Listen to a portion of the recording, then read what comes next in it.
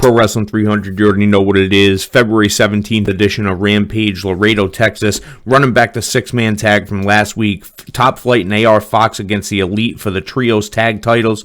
A comedy match, essentially. The basketball is being the star of the match early on. It's NBA All-Star Weekend, so the slam dunk episode of Rampage at least makes sense. AR Fox is smooth as silk with his innovative offense. Really solid match regardless of the comedy aspect. V-Trigger and One-Wigged Angel on Darius for the 3. Elite retain their titles, no surprise. House of Black appear on the ramp, though, looking like House of Black and Elite is getting ready for takeoff, and I am fucking very excited for those matches. I'm glad that there is some credible fucking challengers that are gonna fucking put up really quality matches in those six-man tag titles.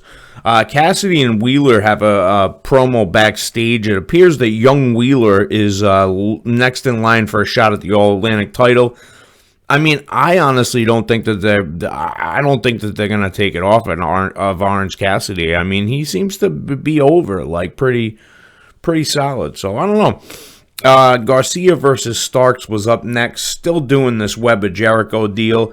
Ricky is hot after Jericho screwed him last week. Starts beating the fuck out of Garcia early on. And then Garcia grabbed a leg and started working over his fucking leg for the entire match.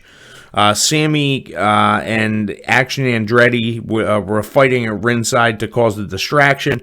Stark hits a spear and Rochambeau combination to pick up the win. Jade Cargill and Vert Vixen, I believe, is the competitor's name.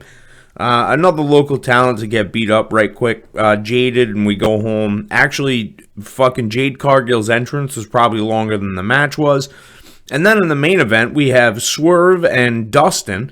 Dustin is in the best shape of his life, and he's been doing this at such a high level for such a long time.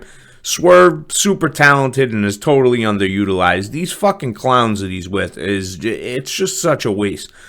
Great action throughout the break. Dustin has some really good color going on. So he painted one side of his face and then did the blade job on the other side. Okay, so we got red face paint and actual color. Cool. Dustin with a beautiful code red for a very close 2. That's essentially been his like go-to move recently. Swerve hit this fucking crazy Death Valley driver on Dustin on the fucking ring apron.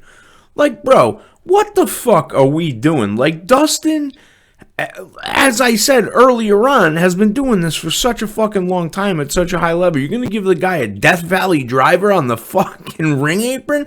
That shit is fucking brutal. Brutal. Anyway, Sidewinder suplex by Dustin. Looked like it was going to be the end of the match. Dustin was going to pick up the win, but Parker Boudreaux pulled him out, and Dustin ended up winning by DQ. They beat him down post-match. They grabbed the cinder block, and it looked like Swerve was going to double stomp his head onto the cinder block. Keith Lee's music hits, and then he appears from behind Parker, and Swerve beat them both up.